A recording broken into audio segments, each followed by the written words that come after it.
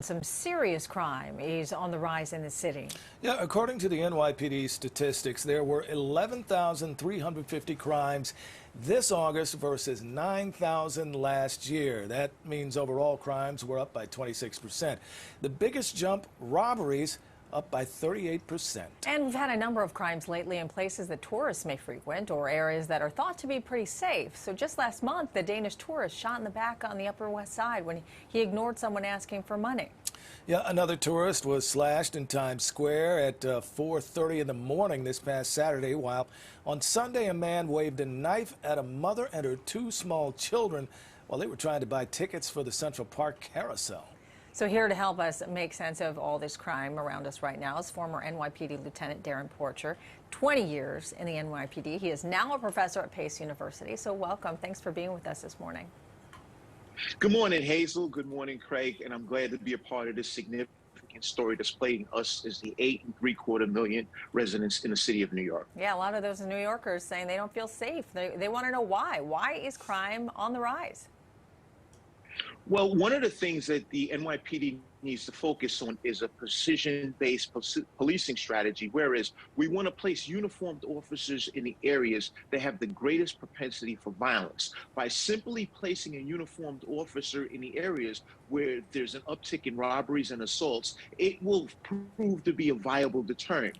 In addition to that, the NYPD is experiencing precipitous drops in personnel. Therefore, it's germane for them to reestablish or backfill those positions of the officers that are retiring. So when you look at the combination of the omnipresence and the backfilling of the officers that are retiring, it's created a combustible situation that's caused crime to manifest out of control, exceeding 37% in the city of New York. Okay, well, you know, we're talking above ground and below. Just this Friday, a guy got slashed to death on an L train in Brooklyn. There was a subway robbery near Fordham last month. A 17-year-old robbed at knife point.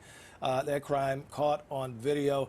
So, of course, subway crime, especially now that people are coming back to work, it's a constant fear for New Yorkers, up 40% from last year. Why has it gotten so bad in the subways? Well, the NYPD Transit District needs to have additional resources to assist them. And I'll give you an example. We go back when we had the mass shooting in the subway, the cameras didn't work.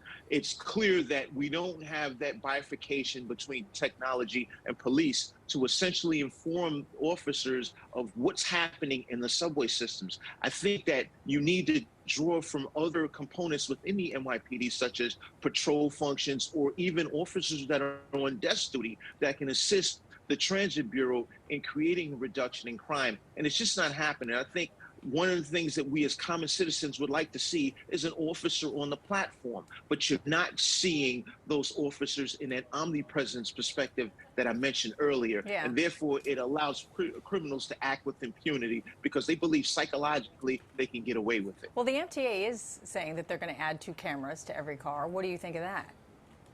I think that it's a great idea. It's a start. However, we need those cameras to work. And I go back to the situation that happened in Brooklyn where we had the mass shooting. We clearly had cameras that didn't work. We need a clear level of oversight within the NYPD, within the transit system. And the transit system has been plagued with a series of problems. And we go back to the MTA's failures in management. And I think that that's manifested to the point whereas we don't have the viable deterrents in the transit system. Yeah, Dr. Porcher, you did say it's a good start, but also those cameras, as we understand, in the subways, especially in the cars, they're not going to be monitored, meaning, you know, the officers may be able to catch people after crimes have occurred, but it doesn't really help many people who are hoping that they're not the victim of a crime.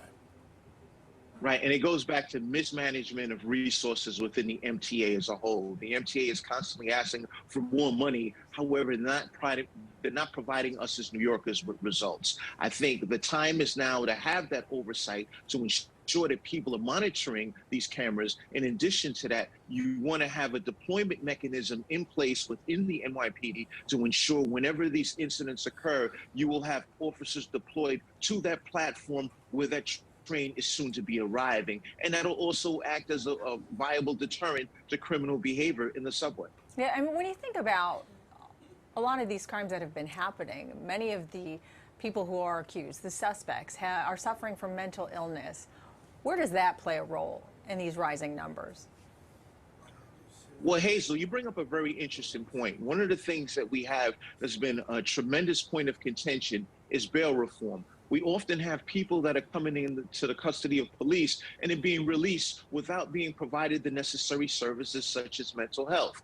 That coupled with the escalating crime is clearly functioning as a catch and relief stream, not just in the subway, but in the city as a whole. So therefore, it's necessary for our legislators to enact laws that will require the NYPD to hold the person in custody if they're an individual that exhibits the propensity for violence based on mental health concerns, and it just hasn't happened.